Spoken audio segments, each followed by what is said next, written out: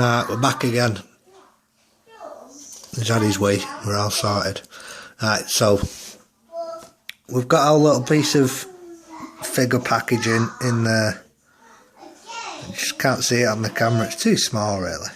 And what I'm going to do, I'm going to cut down this way. So you've got the peg there, that's pointing towards you or away from you.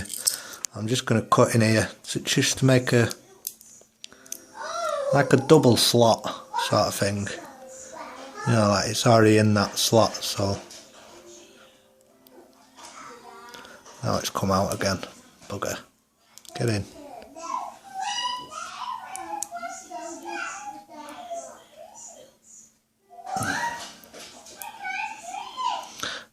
Alright, so we've got that bit, and then I'm going to take the next bit.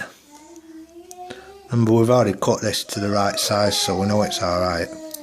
I'm going to cut a little slot up that one as well, like so. And then I'm going to pop that like across to the other bit. So it's like a... And just push it in as best you can. You might have to do sort of double trim one of the things, like cut a square out kind of thing, you know, just to give that room to fit the other one in inside it. So I've done that. I'm going to slot it in there. Now this feels a bit, maybe a bit too wide, yeah, so I'm just going to trim a bit at the side here.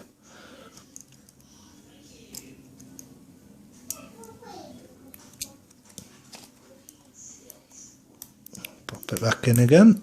There we go, spot on. I'm going to do the same thing again. I'm going to just cut across the top here.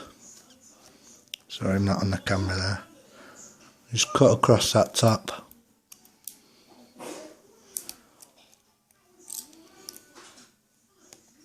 Again, making sure it's flush with the top here. It's been a pain.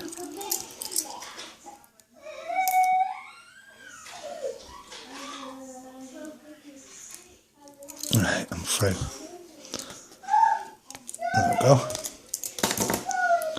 So basically we're just making a little packing space for this to make it a bit more sturdy. Alright, so once you've done that, you might need to just trim the tops so they'll fit inside the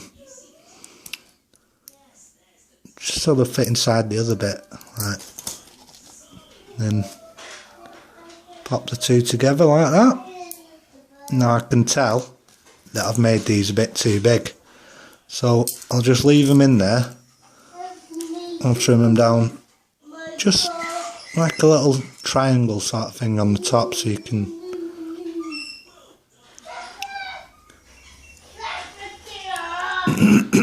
basically just want to give it the clearance from the top half of the ball. You get what I mean?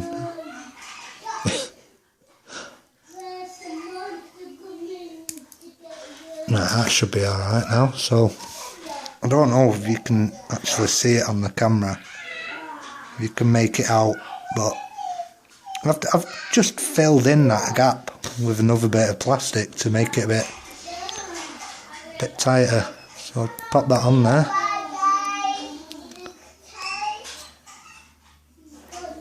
Now I might have done it still too much, so I'm going to trim a little bit more off. I'm going to leave it as fat as I can down at the bottom, so it sits in that hole properly. See, it's looking a lot more difficult than it is, because I'm trying to just do it quick for this camera, but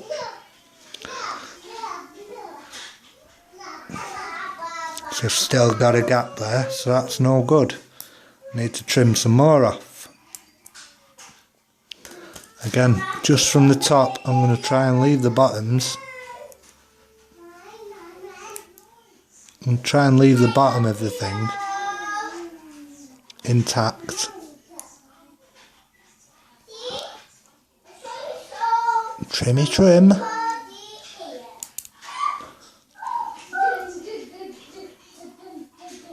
Trimmy trim. Trimmy trim trim.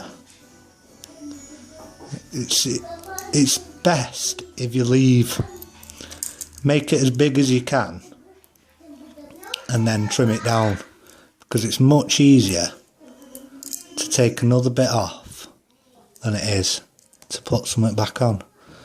And you want to keep cutting a little bit at a time just to make sure. Don't go too far, take it easy. So I'm going to try that again. Test fit all the time,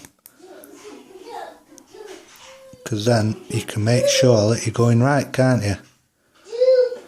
So that's not too bad, that's nice that. So now I'm just going to take the little cross bit that we pulled out, and I'm going to try to just push it back in. Push it right down. You might need a pair of pliers just to give it that last push. And then you should have a nice strong revoltech joint. And occasionally, if you listen, you get a clicky click. But I've done this on all of the ones that I used for my Slash custom, and he couldn't stand at all, but now he can stand and he's spot on.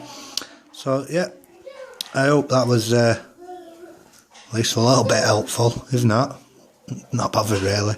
So yeah, I think that's about it. I hope I covered it. Thanks for watching.